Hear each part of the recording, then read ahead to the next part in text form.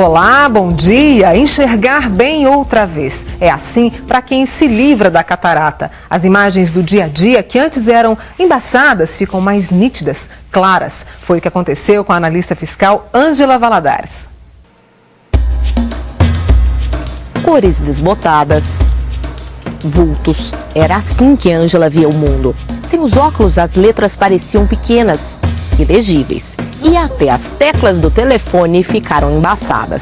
Foram 4 anos de visão distorcida até que o problema foi descoberto. Catarata. Ela encarou a doença com bom humor, mas as falhas no trabalho foram impossíveis de evitar. Como eu sou responsável pela área fiscal, então eu me sinto obrigada por tentar agilizar os procedimentos fiscais da empresa. E aí estavam ocorrendo muitas falhas em preenchimentos de declarações de envio para órgãos federais, estaduais, né? Então estavam ocorrendo algumas falhas e tudo, displicência. E então me era um pedido para me ter mais observação. Eu vi que aquilo estava me prejudicando, era porque realmente a visão não estava ajudando. Por mais que eu tinha atenção, por mais que eu despendia ali o tempo todo para conferir, ainda passava alguma falha. Olhos, janelas da alma. O bem-estar foi comprometido. Gosto muito de viajar, sabe? Isso aí é realmente perigoso também nas estradas, porque na mesma hora que eu achava que determinado veículo para ultrapassar estava uma certa distância que dava para me ultrapassar, não dava, entendeu? Já havia buzinas. Televisão também é um outro fator que eu gosto muito. Eu adoro um bom filme, né? Um bom para assistir os jornais, ver os noticiários. E a televisão também eu já não me sentia capaz de assistir uma televisão ou um bom filme sem óculos. Esta semana, a Ângela fez a 2ª cirurgia. Surpresa!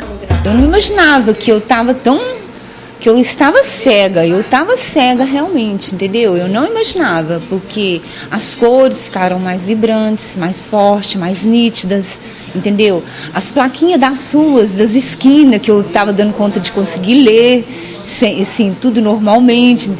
Então, assim, foi fora de série. Companheiro, necessário. Agora serão aposentados. Daqui para frente ficam na gaveta. A vida continua, mas com um novo olhar. E agora eu converso com o oftalmologista, Dr. José Marcos Santos Gonçalves. Bom, doutor José, a gente viu a história da Ângela aí. É um caso raro, porque ela é nova. Ela está na faixa dos 50 ali, se não me engano. É um caso raro? Não, não é um caso raro. Mas é difícil.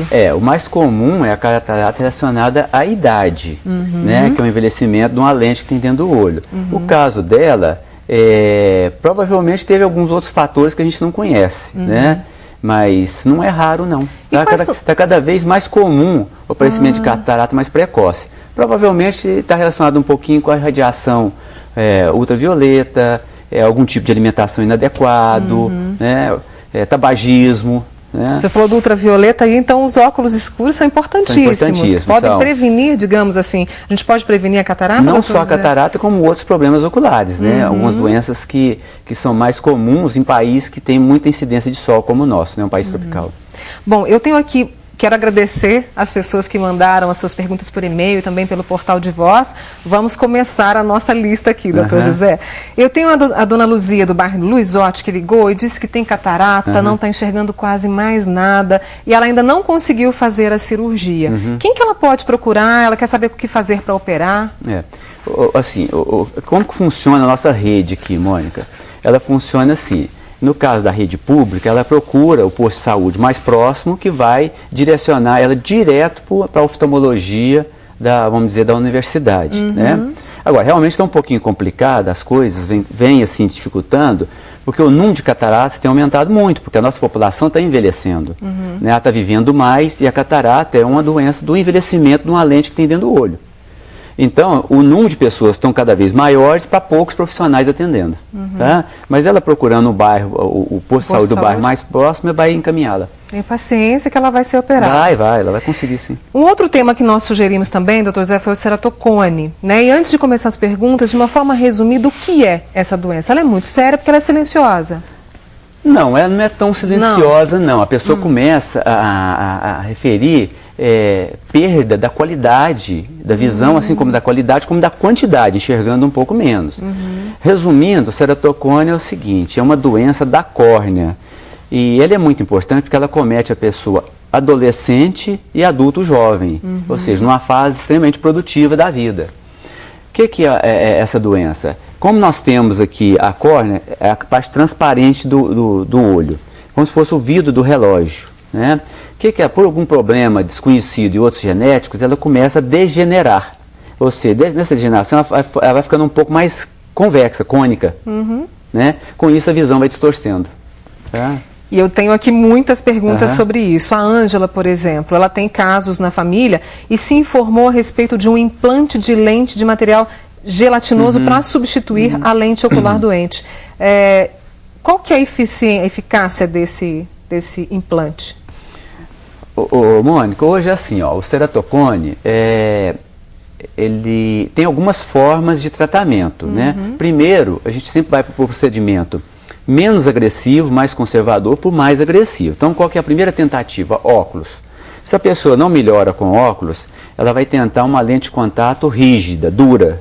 Por quê? Porque onde a córnea é irregular, a lente rígida ela vai o quê? Uniformizar o meio. Ela não está curando o processo, ela está tratando, está só uniformizando. Tirou a lente, o processo é o mesmo. Passou para isso, em segundo plano, hoje, vem o anel, que é um anel para tentar segurar o ceratocone. A melhora da visão é pouca no anel, né? Mas segura o ceratocone. E que nós temos grandes perspectivas hoje, que eu vejo que foi excelente, vai ser o aparecimento o uso já do crosslinking. Que, aliás, desculpe interrompê-lo, que é a dúvida da Margarete Colantoni, do bairro Fundinho, que também tem casos na família, e ela quer saber o que é esse crosslink e se ele se é seguro e se já foi aprovado. O crosslink é um procedimento que já é usado na Europa, já tem mais de 5 anos. O que ele faz? O crosslink ele é uma irradiação na córnea, que vai fazer com que a córnea que estava ficando flácida, né, ela estava ficando cônica, essa aplicação vai fazer o quê? Como se fosse endurecer um pouco a córnea. Ela vai promover o entrelaçamento das fibras do colágeno da córnea. Com isso, a córnea vai deixar de ficar baulada. Porém, o crosslink ele vai estabilizar o processo. Ele não vai regredir. Né? Então, por que é importante? A pessoa pegar numa fase já no início do ceratocone. Né? Então faz um acompanhamento, se vê que o ceratocone está progredindo, já faz essa aplicação. Né? É um procedimento já usado há 5 anos na Europa. Em Uberlândia nós temos feito, o aparelho está liberado pela Anvisa, né? O procedimento ele está praticamente liberado pelo Conselho Brasileiro de Oftalmologia, mas assim, sobre protocolos, sobre uma base assim, toda documentada, os pacientes já podem fazer. Eu tenho aqui o Leonardo de Divinópolis, ele tem 33 anos, há 7 faz tratamento com o ceratocone, usa as lentes de contato rígidas, mas não se adaptou. Ele quer saber, o transplante pode ser feito, se há um tratamento pelo SUS, e é isso mesmo, se há tratamento pelo SUS e o transplante. Tá. Então, assim, continuando, então nós paramos no crosslink, né, e o anel. Depois disso, se nada disso deu resultado, se nada disso conseguiu, ou se o ceratocone está muito adiantado, também não pode fazer nem o crosslinking e nem o anel, que não vai dar resultado. Então, se parte para o transplante de córnea, que, por sinal, Mônica, dá excelentes resultados. Tá? Hoje, nosso banco de olhos no Brasil, e principalmente em Uberlândia, aqui, que é o Triângulo Mineiro Alto Paraná, funciona muito bem, né? Ele tem bastante córnea, a pessoa não fica muito na fila e os resultados são ótimos.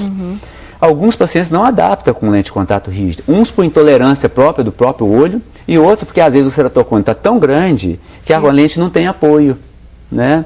Então, nesses casos, quando precisa do transplante, o transplante dá muito bom resultado. E ele pergunta também se o ceratocone é considerado algum tipo de deficiência. Depende, né? Se ele estiver numa fase, no início, que a gente consegue controlar, ele não vai interferir em nada na vida da pessoa. Numa fase adiantada, sim, principalmente que ele pega a pessoa na fase produtiva, como eu estou te falando. Né? Então, é acompanhar. Interferindo na qualidade da visão, logicamente interfere na qualidade de vida. Sem dúvida. Né? Algumas atividades a pessoa vai ter um pouco de dificuldade. Agora, nós temos ótimas perspectivas aí com crosslinking, sabe? E mesmo o transplante de córnea tem evoluído bastante, a técnica é muito segura, as chances de complicações são muito pequenas. Então você vai responder aqui, a Ana Lúcia de Uberlândia, que tem 22 anos, ela quer saber, no transplante pode haver rejeição ou não? Quais são as perspectivas? Pode haver, lógico, pode haver. A chance de ter rejeição é pequena. Agora, isso aí tem que haver uma atenção máxima da pessoa que faz o transplante, né, do paciente. Ele recebeu o transplante, ele tem que acompanhar o resto da vida. Lógico que nos primeiros 6 meses, 1 ano, 2 anos, o acompanhamento é mais frequente. Depois, ela praticamente não vai ter muito problema depois. O que ela tem que fazer? Existe caso de rejeição, mas se a pessoa teve os sintomas, que é embaçamento, alguns sintomas que a gente orienta os pacientes, se a visão tiver aquele sintoma, ela nos procura rapidamente, o oftalmologista, e a maioria das rejeições, você retira aquela rejeição, você trata aquela rejeição só com colírio. Tá? Doutor José, e a qualidade de vida para quem tem catarata e para quem tem o ceratocone? Quer dizer, pode ter uma vida normal? Hoje a oftalmologia evoluiu demais, viu, Mônica? A oftalmologia foi uma das ciências que mais evoluiu nos últimos 15 anos. Tá? Então, existem ótimas perspectivas, tratamento hoje super seguro. Catarata hoje, se a pessoa não deixar uma catarata muito grande, tem 99%, 98% de chance, com boa aparelhagem, com boa experiência para recuperar a visão. Ou seja, bem-estar com os olhos ali claros e limpos. Eu conversei com o oftalmologista José Marcos Santos. Obrigada, doutor José Marcos, por ter respondido as perguntas. Aquelas que não foram respondidas, eu respondo por e-mail depois. Tá bom. Prazer. Obrigada.